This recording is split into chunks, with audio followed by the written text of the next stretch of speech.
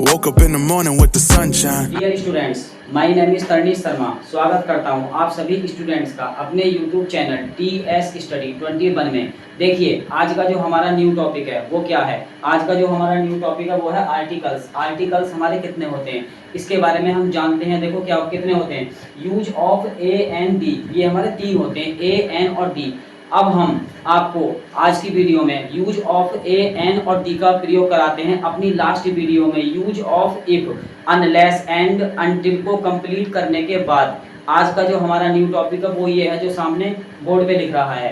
तो सबसे पहले हम आपको इसके बारे में हल्के हल्के कॉन्सेप्ट और हल्की हल्की ट्रिक बताएंगे। देखिए, सबसे पहले ट्रिक फर्स्ट में जानते हैं सबसे पहले हम आर्टिकल्स। देखो, ए एन और डी ये हमारे बाद की चीज होती है। सबसे पहले हमें जानना है आर्टिकल्स। आर्टिकल्स को हिंदी में क्या बोलते हैं?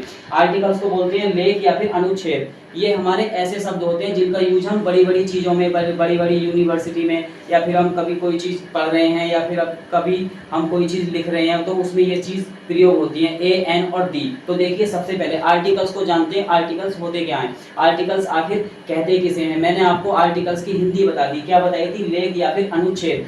जैसे मैं आपको बताने जा रहा हूँ, बस ध्यान से देखें।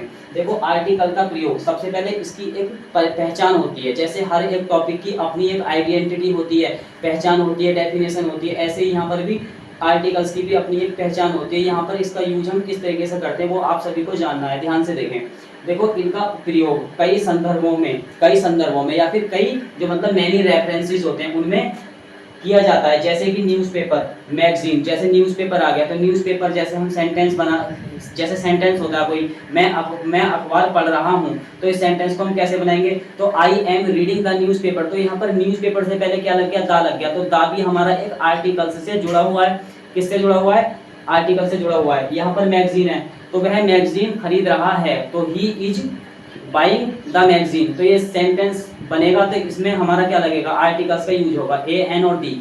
ए और एन का यूज किस तरीके से होगा वो भी मैं आपको बताऊंगा। फिलहाल मैंने आपको डेफिनेशंस के अकॉर्डिंग सिर्फ मैंने दा के बारे में बताया। इसके बाद देखो क्या है, दोबारा रिपीट करेंगे इसे। इनका प्रयोग कई संदर्भों में किया जाता है। जैसे न्यूज़पेपर, मैगजीन में छपा या फिर कोई लेख या फिर नाउन के साथ प्रयोग होने वाले शब्द जो होते हैं उनके लिए किया जाता है। यहाँ पर मैंने आपको बता दिया आर्टिकल्स किसे बोलते हैं, लेख या फिर अनुच्छेद। ये इसकी हिंदी है। आगे इसकी मैंने कुछ प्रयोग वगैरह बताया था, मैंने आपको अभी दा का यूज बताया था। तो यहाँ पर इसके नीचे क्या लिख रहा है वो भी आप बेहतर तरीके से जानिए। सभी स्टूडेंट्स अपनी कॉपी और पेन को लें, अच्छे से पहले मेरी ट्रिक को समझें, उसके बाद अपनी नोटबुक में नोट करें। फिर भी आपको अगर कोई दिक्कत आती है तो आप मुझे कमेंट करें, मैं आपको जरूर बताऊंगा।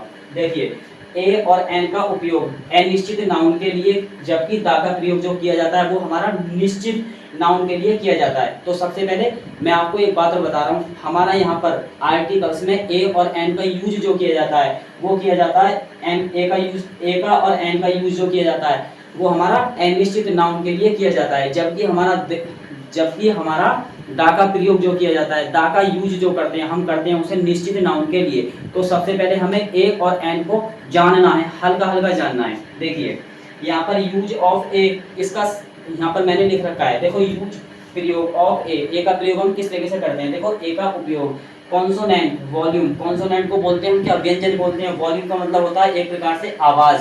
क्या बोलते हैं? एक प्रकार से आवाज या फिर एक प्रकार से ध्वनि से पहले या फिर से शुरू होने वाले शब्दों से पहले किया जाता है। अब यहाँ पर क्या लिख रहा है? यहाँ पर लिख रहा है a book, a cat, a dog and a mango. यहाँ पर सबसे पहले आर्टिकल्स में एक चीज का बहुत बड़ा खेल होता है, एक चीज का बहुत बड़ा रोल होता है। क्या वो होता है? हमारा क्या? वॉवेल्स और कॉन्सोनेंट। इनका यहाँ पर बहुत ही ज्यादा इंपॉर्टेंट मतलब महत्व है, यहाँ पर हमें समझना। देखो, ए बुक, यहाँ पर एन क्यों नहीं आया? My dear students, listen to me carefully. मैं आपको बहुत अच्छी तरीके से आप सभी स्टूडेंट्स के डाउट क्लियर कराऊंगा। देखो, यहाँ पर एक ही जगह एन क्यों नहीं आया? वो इस वजह से नहीं आया क्योंकि यहाँ पर हमारा ये जो बुक है, कैट है, डॉग है, मैंगो है, ये सब हमारे एक नाउन है। हमारे क्या है? एक प्रकार से नाउन है। यदि इन शब्दों में पहला अक्षर कॉन्सोनेंट आता है तब वहां पर हमें ए का यूज करना है। किसका यूज करना है? ए का यूज करना है।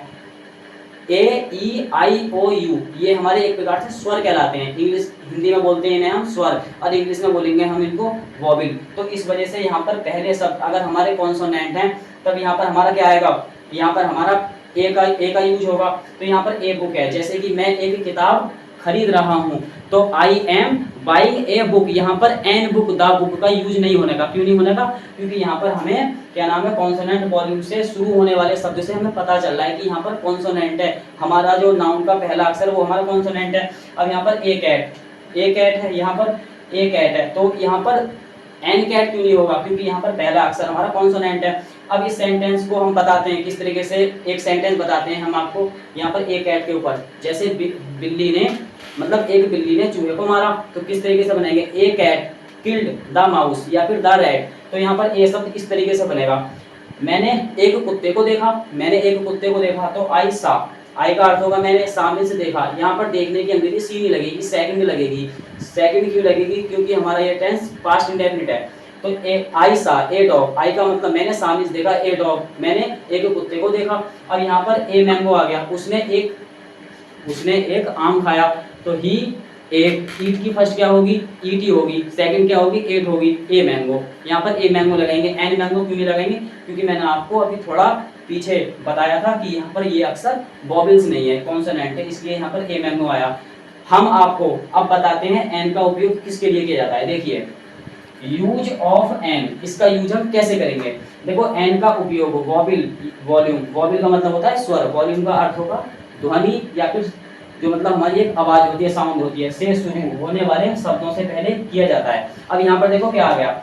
एन एप्पल आ गया, एन अम्ब्रेला आ गया, एन एग आ गया, एन एंड एन ऑक्स। यहाँ पर एक प्रकार से एन का यूज हो गया। यहाँ पर क्यों हुआ है? अभी आपने समझा था क्या?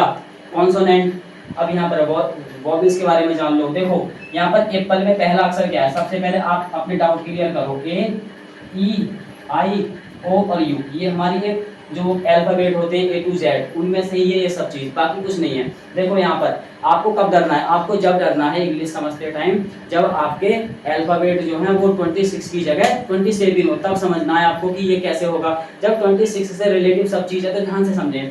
देखो यहाँ पर ए, ई, आई, ओ, यू, यहाँ पर ये चीज अगर स्टार्टिंग में आते हैं, नाउन के नाउन होते हैं हमारे सब ये, अगर ये शब्द पहले नाउन वाले शब्द में अगर ये 5 अक्षर होते हैं हमारे, इनमें से अगर कोई सा भी पहला आता है तो एन का यूज करते हैं। देखो एन एप्पल, मैंने एक सेब खाया, तो I ate an mango, sorry an apple, मैंने एक सेब खाया। तो यहाँ पर एप्पल से पहले ए में क्या आ गया? ए आ गया, तो हमारे वॉवेल्स हो गया। तो यहाँ पर ये सेंटेंस इस तरीके से बनेगा, मैंने बाजार से एक छाता खरीदा। तो देखो आई का अर्थ होगा मैंने बॉट मीन्स खरीदा, एक छाता। ए अम्ब्रेला नहीं आएगा, an umbrella from the market. तो यहाँ पर यू शब्द आ गया। देखो यहाँ पर पहले वाले में ए था तो ए आ गया, दूसरे वाले में यू है तो यहाँ पर ये यू रहेगा। अब यहाँ पर एन एग, यहाँ पर एन एग आ गया। देखो ई शब्द आ गया, ये रहा ई, तो ये हमारा एक प्रकार से क्या है? वॉवेल्स है। तो यहाँ पर एक अंडे के ऊपर देख लो क्या है? उसने एक अंडा खाया, तो ही एट एन एग, उसने एक अंडा खाया। यहाँ पर एक है, यहाँ पर क्या आ गया? यहाँ पर एन ऑक्स आ गया। ऑक्स में सबसे पहला अक्षर क्या है? ओ है। क्या है? ओ है, तो इसलिए यहाँ पर ओ आ गया। तो यहाँ पर ए के साथ एन का सब मतलब यहाँ पर ऐड हो गया। तो यहाँ पर उसने बाजार से एक बैल खरीदा। तो यहाँ पर कैसे बनाएंगे सेंटेंस को? ही बॉट, उसने खरीदा an ox from the market. तो यहाँ पर ये सेंटेंस इस तरीके से बनेगा। देखिए ये अभी मैं आपको बता रहा हूँ ट्रिक, ये सिर्फ ट्रिक है, आगे देखना क्या होगा। इसके बाद देखो द, यूज ऑफ द को समझेंगे।